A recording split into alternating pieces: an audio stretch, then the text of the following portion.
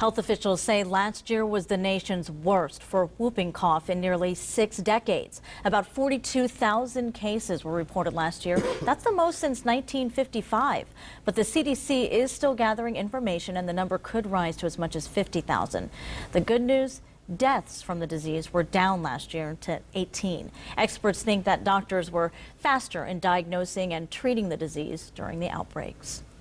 Well, flu season is already in full swing, and as we've been telling you for the past few days, it's been a severe one so far. The CDC says the flu is now widespread in 41 states, including here in Michigan.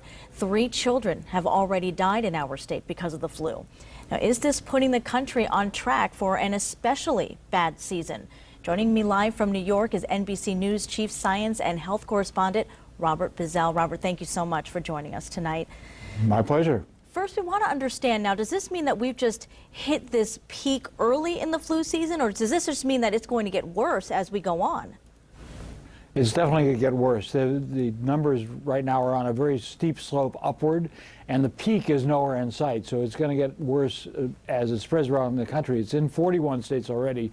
The West has not been hit hard yet, but it's bad. And the other thing about it is the doctors are telling us that the strain that's circulating this year causes very bad disease in a lot of people. And a few cases, tragically, like the ones you mentioned, it results in deaths of children and a lot of more deaths in older people or people who have underlying illnesses. The good news is that the strain that's circulating is very well matched with the vaccine. It's not too late to get your flu shot or take your flu nasal spray if you haven't done it yet, because there still are plenty of supplies out there, and this season is nowhere near the end, as we said.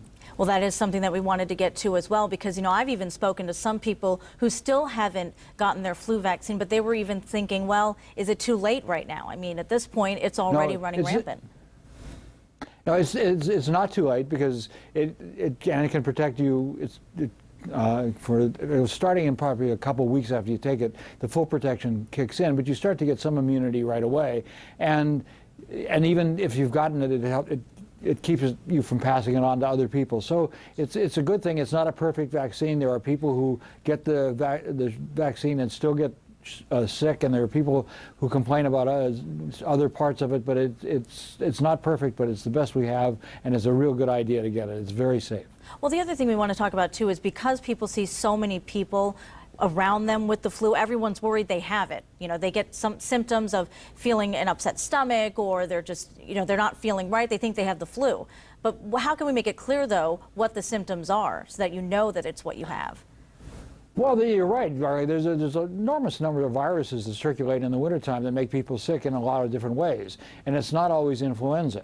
And it's absolutely true that the influenza is the only thing that we have a vaccine against in that category of the wintertime respiratory illnesses. But just because there's other things doesn't mean we shouldn't worry about it, because influenza causes an enormous number of deaths every year. Between 5,000 and 30,000 people die from it, including, tragically, those few children. So you've got to watch out for other things, but you can protect yourself against the flu. And one thing is getting the vaccination. The other thing to protect yourself against all of these viruses is to be really careful about washing your hands, right, because these viruses can live on surfaces for a long time. And at this time, when you start thinking about how many things we touch these days, we touch the countertops, we touch screens and computers, pads.